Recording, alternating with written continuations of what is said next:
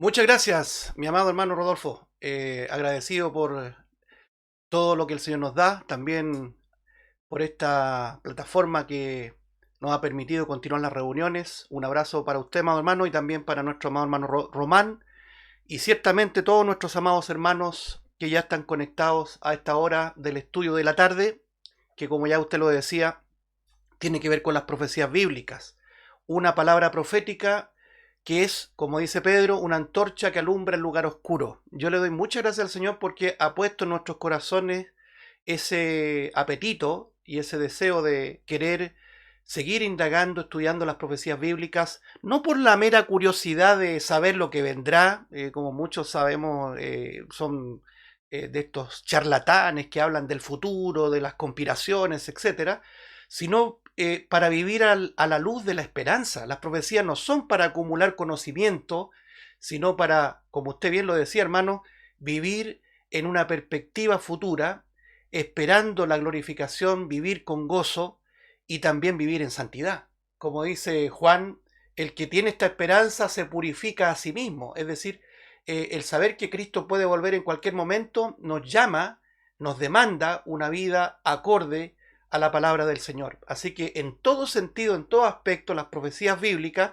o como también se conoce en un aspecto más técnico, la escatología, los eventos del porvenir, siempre van a ser útiles para la iglesia de Jesucristo. Y finalmente quiero decir que siempre es un lamento ver que muchas iglesias, muchos pastores han dejado las profecías guardadas en un cajón diciendo, y lo voy a decir de esta manera, insolentemente que no son importantes, relevantes al momento de predicar el Evangelio. Amados hermanos, la Biblia en sí misma es escatológica, la Biblia en sí es un libro profético, así que no nos dejemos guiar por aquellos que han querido ver el Evangelio de una perspectiva exclusivamente terrenal y temporal, sino que empapémonos de lo que la propia Escritura dice para proyectarnos hacia el futuro, pero no un futuro aquí en la tierra, sino que un futuro de gloria para siempre con el Señor.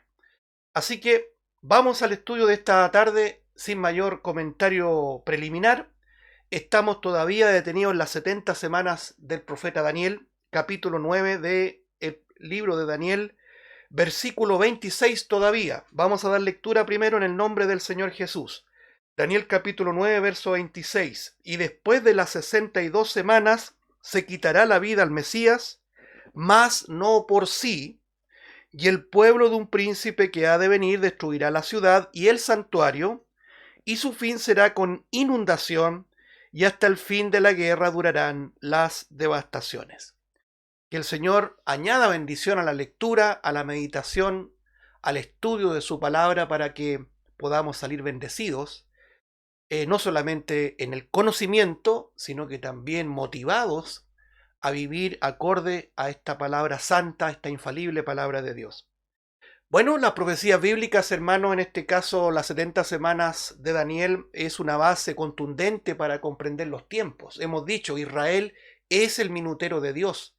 Si usted no contempla a Israel de esa forma, como muchos fieles hermanos que ya están en los brazos del Señor nos enseñaron en antaño, si no consideramos a Israel como el minutero de Dios, nosotros nos perdemos en la noche. Las profecías pierden su coherencia si nosotros no separamos a Israel en su lugar como pueblo escogido de Dios, es decir, Dios tiene un programa, una agenda especial para este pueblo, y separarla del pueblo espiritual que se llama la iglesia, que también tiene un itinerario, una agenda, un programa, Dios con este pueblo.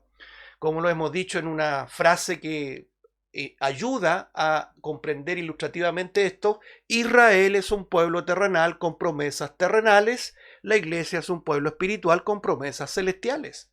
No obstante, estos dos pueblos, Israel y la iglesia, serán un solo pueblo en la eternidad, coexistirán y un solo pastor los pastoreará, que es nuestro Señor Jesucristo.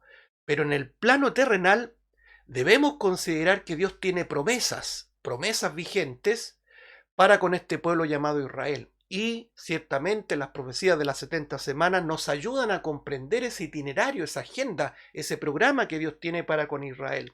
70 semanas, dice el versículo 24, que estuvimos detenidos ahí, Daniel 9:24, están determinadas, lo dice literalmente, sobre tu pueblo y sobre tu santa ciudad. Así lo dice el ángel Gabriel al profeta Daniel. Las profecías de las 70 semanas apuntan a la restauración plena, no parcial, plena de Israel. 70 semanas que, como lo hemos dicho, lo repasamos también, son semanas de años, que equivalente a años son 490 años. Es decir, en el marco de 490 años Israel será plenamente restaurado.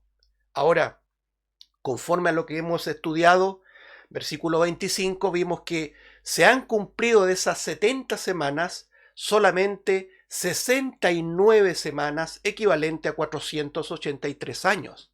De modo que queda una semana pendiente o 7 años pendiente que creemos que comenzará su conteo final. Es como cuando usted pone un cronómetro a partir del arrebatamiento de la iglesia, es decir, cuando este pueblo espiritual que ninguno de los profetas vio en su proyección profética, este pueblo llamado la iglesia se desaparezca de aquí. Dios retoma su trato con su pueblo terrenal llamado Israel.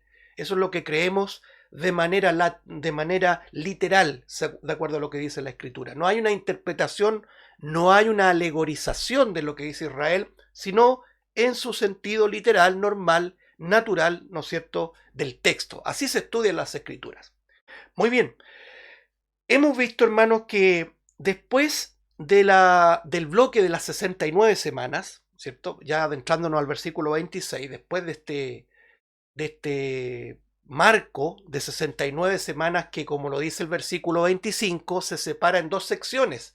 7 semanas que están relacionadas con la reconstrucción de los muros, de la plaza, ¿se acuerda?, de Jerusalén, liderada por Nehemías. Esos son 7 semanas, y también 62 semanas hasta que en proyección profética asoma el Mesías príncipe, así lo dice el versículo 25, que se cumple cuando Cristo Jesús entra en Jerusalén, conforme a Mateo 21, entra lo que se conoce como la entrada triunfal, cumpliendo además la profecía de Zacarías capítulo 9:9, montando un pollino hijo de asna, y la gente lo aclamaba, lo vitoreaba como el bendito el que viene en el nombre del Señor.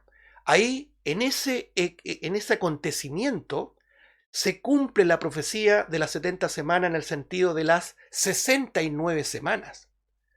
Por lo tanto, el versículo 26 nos aclara que después de esa semana 69, se le quitará la vida al Mesías, dice. Y eso fue precisamente lo que ocurrió. Porque nuestro Señor Jesucristo entra en Jerusalén, si bien todas las multitudes lo aclamaban, pero bien sabemos que los dirigentes de Israel, los líderes de Israel, todo ese cuerpo eclesiástico, por decirlo de alguna manera que se pueda entender, el Sanedrín, los sumos sacerdotes, los escribas, los fariseos, los saduceos, etc., no recibieron al Mesías, no aceptaron la salvación de este Jesús de Nazaret, y al corto plazo le quitan la vida a Jesús. Ahora, lo que hay que entender es que en la proyección profética de Dios soberano, el Señor Jesucristo lo dijo: a mí nadie me quita la vida, porque el Señor vino a morir precisamente por nosotros. Pero en un plano humano fueron ellos, los religiosos, los que llevaron al concilio a Jesús, los que llevaron al procurador de Roma, en ese entonces Poncio Pilato, a Herodes inclusive, para crucificarlo. Entonces se cumple la profecía de Daniel 9:26, después, no dice después de la semana 69, del bloque de las primeras 69 semanas o 483 años, se le quita la vida al Mesías, cosa que ya estuvimos estudiando en detalle, y agrega aquí la profecía en el versículo 26 que la muerte del Mesías sería mas no por sí, una expresión de que su muerte es como que no lograría absolutamente nada. Él muere vacío, solo, sin el honor, sin la gloria que merece. Su pueblo no le recibió, su pueblo lo rechazó. La gente lo veía en la cruz y ¿qué hacía? No alababa la obra de Cristo, sino que estiraban la boca, meneaban la cabeza, como lo decían las profecías 1000 años antes. Por lo tanto, él muere mas no por sí, en una expresión hebrea que tiene que ver con el vaciamiento del Señor. Él se vacía, estuvimos detallando todo lo que significa el vaciamiento. Él viene, se hace un hombre, toma la forma de siervo, vive en una pobreza, ¿no es cierto? Nace en el lugar menos apropiado para el Rey de Reyes y Señor de Señores, ahí en un pesebre prestado, y hemos visto un recorrido de la vida de Cristo. Se hace siervo a tal punto de lavar los pies de los discípulos, no tenía donde recostar su cabeza, ¿se acuerda? No tenía cómo entrar a Jerusalén para cumplir la profecía de Zacarías 9:9, pero tenía prestado ahí un pollino hijo de Asna, de acuerdo a lo que hemos leído también ahí en Mateo 21. Y cuando muere nuestro Señor, no tenía donde su cuerpo ser depositado, sepultado. Y ahí asoma este José de Arimatea, que le lleva a su tumba y le presta ese lugar, porque nuestro Señor Jesucristo literalmente se vació, se despojó a sí mismo, como nos dice Filipenses capítulo 2 versículo 7. Muy bien, vamos ahora a lo que ya iniciamos la semana pasada. Posteriormente a lo que hemos comentado, dice: y el pueblo de un príncipe que ha de venir, futuro, un pueblo de un príncipe que ha de venir, destruirá la ciudad y el santuario, y su fin será con inundación, y hasta el fin de la guerra durarán las devastaciones. Muy bien. Hemos iniciado una nueva unidad, ¿cierto?, dentro de este versículo 26, que habla sin duda de una profecía que ya se cumplió. Y fíjese que se cumplió después de la semana 69, pero no en la semana 70. Por eso que yo hago este énfasis de este verdadero paréntesis. Entre la semana 69 y la semana 70 hay un lapso de muchos años para que se cumpla el total de 70 semanas. Eso es lo que muchos teólogos amilenaristas, evidentemente que abrazaron la doctrina de Agustín, muy brevemente, pero siempre es bueno repasarlo. La doctrina milenarista, si bien se pregonaba en los siglos anteriores al siglo IV, de manera más aislada, en algunos sabios, filósofos, incluso se les llama gnósticos cristianos, como el propio Orígenes de Alejandría, ellos hablaban ya de una especie de establecimiento de un reino terrenal.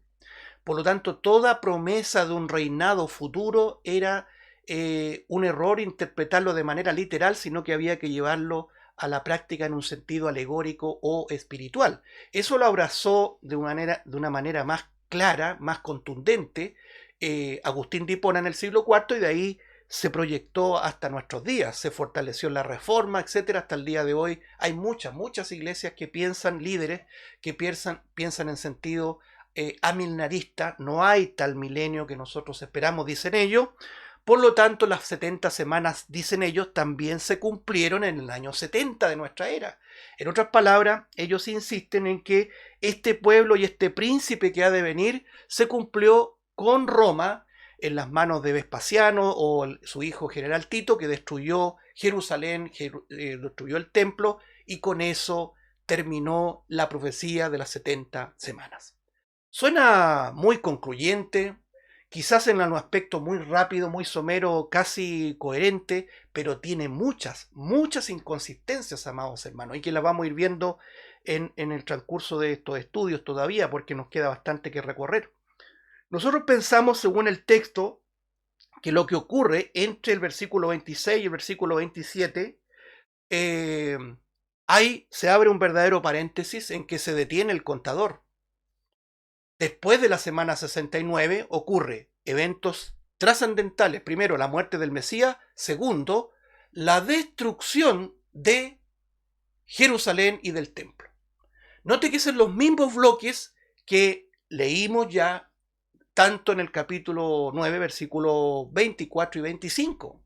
Las 70 semanas están dadas para la restauración de un pueblo específico, de una ciudad específica, y por eso que Dios usó a Nehemías para, primero, reconstruir la ciudad, y también aparece el Mesías príncipe. Dos aspectos cruciales en la profecía de las 70 semanas.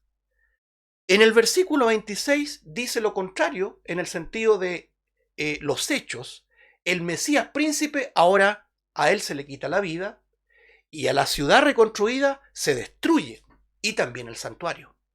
Porque dicho de paso, cuando estudiamos Nehemías también mencionamos la obra de Zorobabel y de Esdras, cuando el rey Ciro, el persa Ciro, también por una providencia divina, permite la salida para reconstruir el templo, el santuario.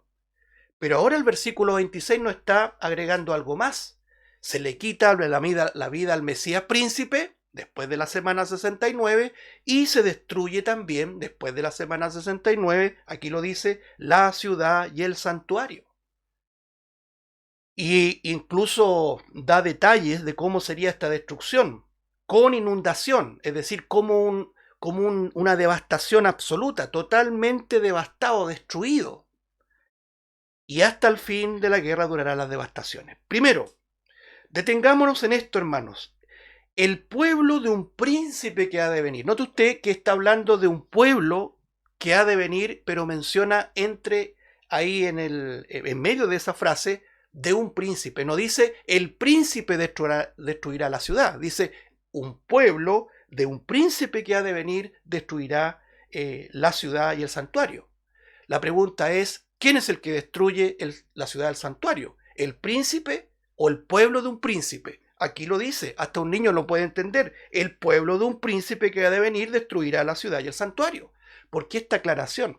Lo dijimos la semana pasada. Porque claro, los amilenaristas, ¿cierto?, atribuyen este príncipe a, por ejemplo, el general Tito. El general Tito, ya estuvimos hablando, es el que en historia, ¿no es cierto?, confirmable de todas maneras, es el que irrumpió en Judea, irrumpió ahí en Jerusalén y destruyó, devastó la ciudad y quemaron el templo. El problema es que hay mucha inconsistencia respecto a lo que viene en el versículo 27. El versículo 27 habla de otra semana y que ya no nos adelantemos, pero ahí vamos a comentarlo en su oportunidad, que es la última semana, la 70ª semana que estamos esperando, que es el cumplimiento total de las 70 semanas que apuntan a la restauración de Israel, este pueblo terrenal que Dios ha escogido y que lo va a restaurar, al menos cierto como lo entendemos, el remanente de este pueblo. Detengámonos un poquito en esto, hermano, en un breve repaso sobre lo que hablamos la semana pasada. Dimos un gran repaso, al menos en el marco histórico, de lo que significa, más que repaso, la semana pasada introdujimos esto, donde se comienza a levantar el pueblo judío en contra de la opresión romana. Lo que ocurre en el año 70, que es una profecía cumplida, el Señor la anunció en Mateo capítulo 23. Vamos a Mateo capítulo 23, hermano. Mateo capítulo número 23, los invito a abrir sus Biblias. En Mateo 23 vamos a dar lectura primero al versículo 33 al 36. Dice así: serpiente, generación de víboras, ¿cómo escaparéis de la condenación del infierno? Por tanto, he aquí yo os envío profetas y sabios y escribas, y de ellos a unos mataréis y crucificaréis, y a otros azotaréis en vuestras sinagogas, y perseguiréis de ciudad en ciudad, para que venga sobre vosotros toda la sangre justa que se ha derramado sobre la tierra, desde la sangre de Abel el justo hasta la sangre de Zacarías, hijo de Berequías, a quien matasteis entre el templo y el altar. De cierto os digo que todo esto vendrá sobre esta generación. Sigamos leyendo, Mateo 24, versículo 1 al 2. Cuando Jesús salió del templo y se iba, se acercaron sus discípulos para mostrarle los edificios del templo. Respondiendo él les dijo: ¿veis todo esto? De cierto os digo que no quedará aquí piedra sobre piedra que no sea derribada. Retrocedamos un poquito, lo salté a propósito, capítulo 23, versículo 37 ahora, 37 y 39. Jerusalén, Jerusalén, que matas a los profetas y apedreas a los que te son enviados. ¿Cuántas veces quise juntar a tus hijos como la gallina junta sus polluelos debajo de las alas y no quisiste? He aquí vuestra casa os se dejada desierta, porque os digo que desde ahora no me veréis hasta que digáis: bendito el que viene en el nombre del Señor. Que el Señor bendiga su palabra, nos ayude a comprender estos textos. 3 trozos muy importantes. Podríamos partir comentando lo siguiente. Dios, el Señor Jesucristo, anuncia la destrucción no solo de el templo, sino que también de la ciudad. Jerusalén, la importancia de Jerusalén. ¿Las causas cuáles fueron? El rechazo de Israel a su Mesías. Es un castigo duro, es una disciplina. Lo estuvimos estudiando en su oportunidad en el estudio de Romanos, capítulo 11, donde se entiende con claridad de que Dios ha disciplinado a Israel de una manera muy dura. No sé si usted se recuerda cuando pusimos o estuvimos estudiando la parábola de los dos olivos que Pablo presenta a los romanos, ¿cierto? El olivo de cultivo, el buen olivo, y el olivo silvestre, para comprender esta diferencia de lo que es Israel como tal y nosotros los gentiles que por pura gracia, siendo de aquellos olivos que brotan silvestremente, fuimos desgajados de ahí e insertados en contra de nuestra voluntad, dice el texto, y injertados en este buen olivo, que es la simiente de redención. Pero para comprender eso, usted no puede obviar, no puede desechar al pueblo de Israel. El capítulo 11 de Romanos habla precisamente de la restauración de Israel en un sentido étnico. No puede usted espiritualizar de que Israel es un sentido espiritual de la iglesia, de manera que podríamos concluir erróneamente de que ahora nosotros somos la Israel espiritual. Esa es una interpretación errónea. Lo voy a decir en muy chileno, muy buen chileno, digamos. Es echarse al bolsillo todas las profecías bíblicas, específicamente los profetas como Isaías, Jeremías, Ezequiel, que hablan de que a pesar de la disciplina, de la dura disciplina del Señor para con su pueblo Israel, por haber rechazado a su Mesías, aún así su misericordia es tan grande, como lo dice el propio Pablo, donde abunda el pecado, sobreabunda la gracia de Dios. Así será también con este pueblo llamado Israel en un sentido étnico. Ese remanente será restaurado, lo queramos o no. Por eso que es muy bueno, hermano, cuando usted vaya a la Escritura, sacudirse, como se dice, sacudirse de los catecismos, de las confesiones, de las cosas que aprendió, porque como decía un predicador neoyorquino, Moody, decía, Dios no envía a nadie vacío a menos a aquellos que están llenos de sí mismos. Qué gran consejo. Yo me grabé esa frase del hermano Moody, porque en realidad para aprender las Escrituras usted tiene que vaciarse. Tiene que despojarse de lo que aprendió, de los catecismos y tanta cosa que el hombre ha incorporado y que no tiene nada que ver con la literalidad de la escritura, con la lectura natural. Muy bien. Veamos un poco acá, amados hermanos, en el contexto histórico de lo que pasó y lo comentamos la semana pasada. La destrucción de Jerusalén tiene un fermento, por decir así, de lo que significó también la resistencia judía. Los judíos ya no toleraban la opresión, el maltrato, el sadismo del Imperio Romano. El Imperio Romano, no olvide, hermanos, que es este concepto que el propio Daniel, en la imagen de Nabucodonosor, y discúlpenme, hermano, voy a hacer un paréntesis, es tan abundante todo esto que yo le pido al Señor que me dé tranquilidad para ordenar la idea, porque uno quiere, la mente se va tan rápido y es tan abundante que uno tiende a desordenarse un poquito. Que el Señor nos dé esta sabiduría. Bueno, ¿qué quiero decir con esto? El pueblo de Roma, el Imperio Romano, el Señor lo mostró en profecía a Daniel en esa figura del sueño de Nabucodonosor, cuando las piernas, los pies mejor dicho, tenían una mezcla inconsistente de hierro con barro cocido, que sin duda habla de un imperio que iba a ser destruido, pero que iba a ser reconstruido. ¿Cuándo? Creemos que en el tiempo del Apocalipsis. Es decir, Roma volverá a tener su auge en el futuro. ¿Por qué comento esto, hermanos? Porque cuando entraba Roma y capturaba una ciudad y la incluía a su imperio, porque eran invasores, porque eran imperialistas, ellos establecían su famosa Pax, ¿se acuerda? P-A-X, que pasó en una transliteración a nosotros como la paz. La misma que el apóstol Pablo advierte, dirán paz y seguridad. La misma paz que establece ahí aquel jinete que monta un caballo blanco y un arco en el capítulo 6 de Apocalipsis, que no es nuestro Señor Jesucristo, que sin duda es un líder que irrumpirá en la escena mundial y que también pondrá una pax, una paz falsa, que no tiene consistencia, tanto así que en un corto plazo él la destruirá.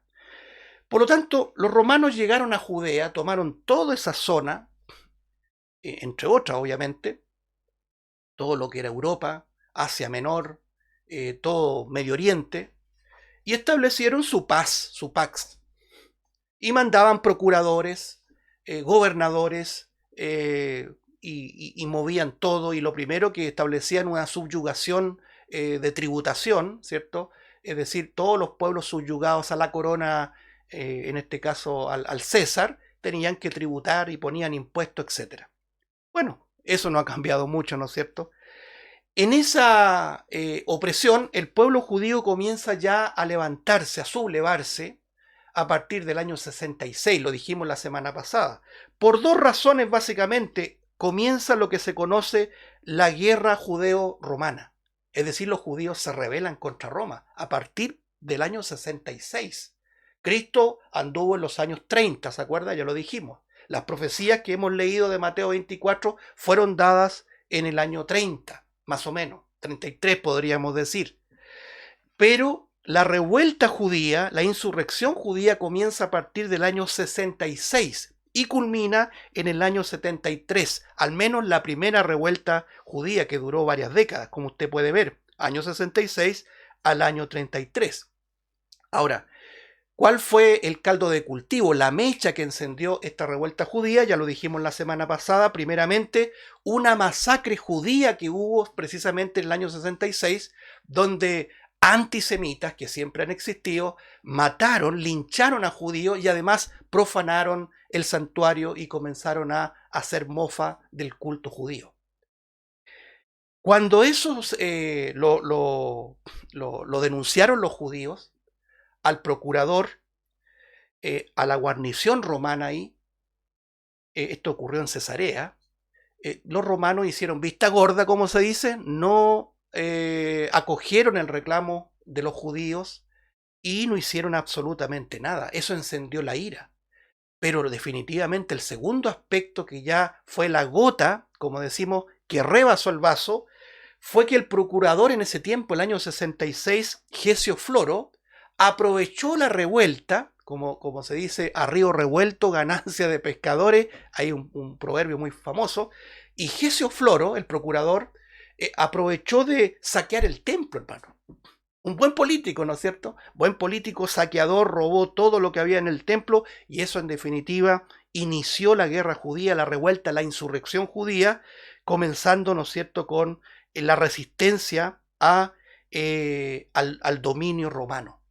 Y ahí afloraron los famosos celotes que nosotros estuvimos comentando. Los celotes era un grupo radical, revolucionario, radical en el sentido de armas, para reivindicar el nacionalismo israelí, y comenzaron a hacer revueltas.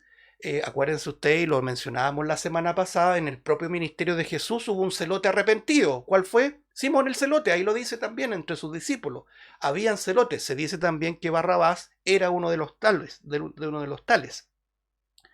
Y en esa proyección de revuelta judía, y mencionábamos la semana pasada, hay documentos consistentes, hermanos, que son los escritos específicamente de un historiador, es como decir, un gran periodista que hubo en ese tiempo, que se llamó Josefo, Flavio Josefo, un historiador judeo romano, que la parte negativa que muchos le cuestionan es que Flavio Josefo, siendo judío y aún estando en el nacionalismo judío, peleando contra las legiones romanas, después vio que esto ya no daba para más y se pasó al bando contrario.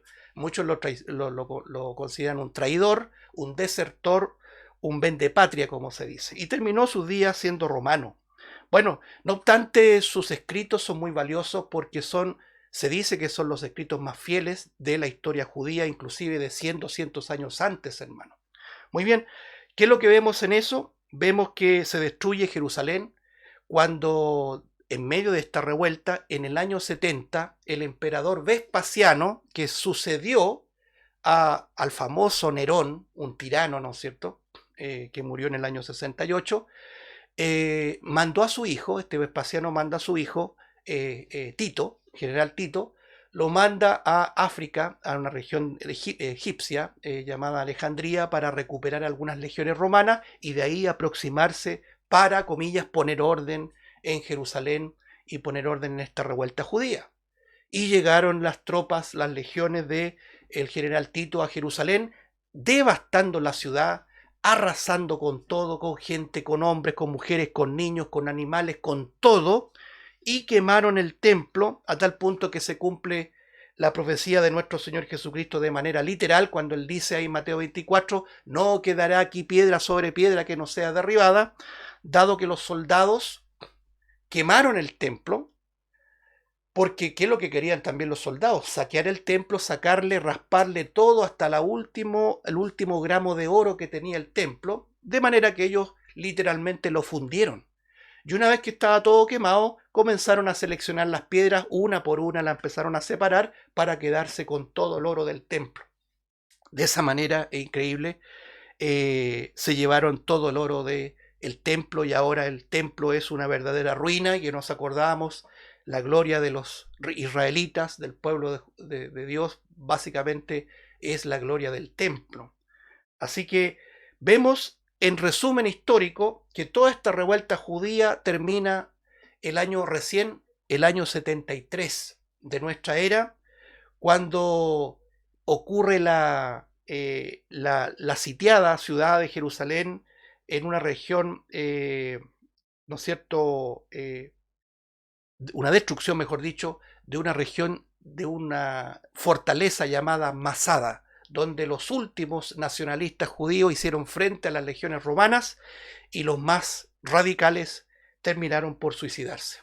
Finalmente, como saldo, lo habíamos dicho la semana pasada, destrucción, hambre, saqueo, abusos sexuales, tortura, masacre, esclavitud, robo, etc. hubo en esta destrucción brutal en un sentido histórico. Vámonos al texto ahora, amados hermanos. ¿Cuál fue la causa de esta destrucción brutal? Primero podríamos decir, porque estaba escrito, evidentemente, pero en un sentido de detalle, la destrucción de Jerusalén fue por esto que mencionaba adelante, la rebeldía de su pueblo de haber rechazado a su Mesías. Como dice Juan 1:11, a lo suyo vino y los suyos no le recibieron. Aquí en el capítulo 23 de Mateo, versículo 34, dice así: por tanto, he aquí yo os envío profetas y sabios y escribas, y de ellos a unos mataréis y crucificaréis, y a otros azotaréis en vuestras sinagogas, y perseguiréis de ciudad en ciudad. Esta es una tónica que conocemos en toda la historia de Israel. El propio Señor lo dice en el versículo 37, Jerusalén, Jerusalén, que matas a los profetas y apedreas a los que te son enviados. ¿Cuántas veces quise juntar a tus hijos como la gallina junto a sus polluelos debajo de las alas y no quisiste? Los profetas verdaderos de antaño, como siempre ha ocurrido, inclusive el día de hoy, siempre han sido despreciados, desechados por la oficialidad del pueblo religioso.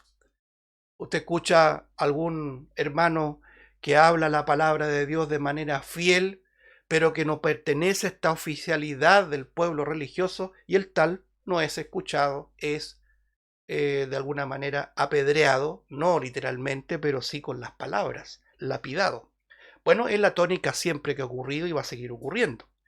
De esa manera el Señor le anticipa a esta rebeldía de Israel que la sangre de todos los caídos vendrá sobre ellos.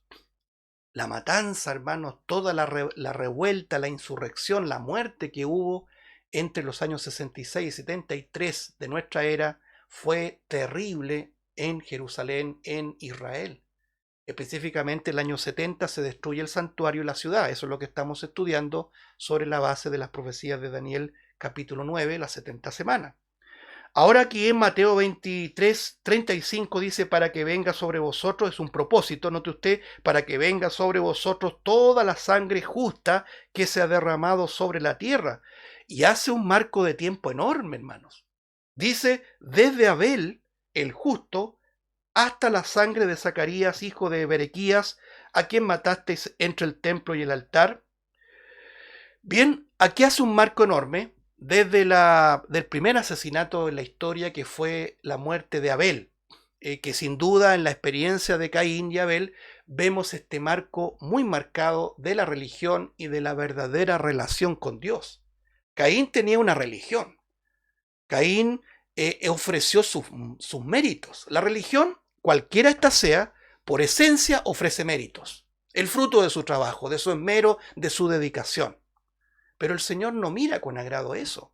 La única manera de ser agradable al Señor es a través de los méritos de Cristo Jesús. Y eso no lo hace la religión, sino que la relación con Dios. De modo que el pecador reconoce que no tiene méritos, que no vale un 20 sin Cristo, y dentro de Cristo obtenemos el agrado del Padre. De manera que todas las obras en Cristo Jesús sí son agradables al Padre. Entonces, en Caín y Abel vemos la primera masacre, por decirlo así, de la religión por sobre los verdaderos cristianos. Caín mató a Abel por envidia, porque Dios amaba a Abel. Así lo dice el texto. Y Dios miró con agrado a Abel y su ofrenda, pero no miró con agrado a Caín y su ofrenda. No quisiera explayarme más, pero es muy bueno repasarlo, hermano. ¿Cuál fue el pecado de Caín? Usted ve que Caín no era un malvado hasta que recién entra la maldad en su corazón y en su voluntad, lo lleva, ¿no es cierto?, a matar a su propio hermano. Pero antes era un hombre de trabajo. ¿Qué tiene de malo ser hombre de trabajo? ¿Qué tiene de malo ofrecer el fruto y la gota de sudor? Bueno, en términos humanos no tiene nada de malo, pero para con Dios todas esas obras, todas esas justicias vienen a ser como trapos de inmundicia para Dios. No tienen ningún valor. Por lo tanto, el Señor se acuerda de la sangre de Abel. Incluso si leemos ahí en Génesis 4, dice, la sangre de tu hermano clama desde la tierra. Cualquier asesino que derrama sangre, no crean que el Señor se ha olvidado de esa sangre derramada. Esa sangre clama justicia. Aunque la justicia aquí no haga nada, y lo estamos viendo en nuestro propio país, aquí la justicia, y en el mundo podríamos decir, es un verdadero chiste, para el Señor no va a pasar por alto ninguna sangre derramada. Entonces toma como inicio, en este marco, la sangre de Abel, derramada por su propio hermano, el primogénito Caín, que mata, da muerte a este Caín por envidia, ¿cierto? Por el celo amargo, por no arrepentirse, por no pedir perdón. Es terrible, hermano, la envidia y el celo te lleva a la destrucción. Eso es muy importante siempre enfatizarlo, amado hermano, amada hermana. Cuando asome en nuestro corazón todavía perverso y engañoso alguna raíz de amargura, de envidia, de celo por un hermano o una hermana, pídele perdón al Señor. No sigas alimentando aquello, si no te va a destruir y también va a destruir, en este caso, a la víctima. Ahora, el otro punto de término es la muerte de un tal Zacarías, hijo de Berequías. ¿Cuál es el Zacarías que aparece aquí? Porque este también ha sido un caldo de cultivo para todos los agnósticos y los que buscan resquicios para decir la Biblia tiene muchas contradicciones. Bueno, cuando usted encuentra una persona así que quiera debatir, no tiene que perder el tiempo. Nosotros no estamos para predicarle a aquellos que quieren debatir. La Biblia no es para debatir, la Biblia es para creerla. Si usted le predica a alguien la verdad y la persona resiste la verdad, listo, se da media vuelta y se va. Así lo hacía nuestro Señor Jesucristo. Pero no entraban estos diálogos, ¿no es cierto?, de dimes y direte, que solamente muestran un infantilismo, no comprender la verdad. Entonces, este Zacarías, nos preguntamos cuál Zacarías, porque aparece un tal Zacarías en 2 de Crónica 24:20, pero dice que es hijo de Joiada. Y el otro Zacarías, que es el profeta Zacarías, según Zacarías 1:1, es hijo de Berequías. Entonces la pregunta, dicen ellos, ¿cómo el Señor pudo haber citado a un Zacarías, hijo de Berequías? Este es un marco explicativo, no quiero que nos quedemos ahí. ¿Cómo pudo haber citado a un Zacarías, hijo de Berequías, que ocurre o protagoniza esa matanza ahí en el atrio del templo, según 2 de Crónicas 24, cuando ese no era hijo de Berequías, sino que el profeta Zacarías? Y dicen, hay una contradicción ahí. No hay ninguna contradicción, amados hermanos. La Biblia habla de que muchos tenían más de un nombre.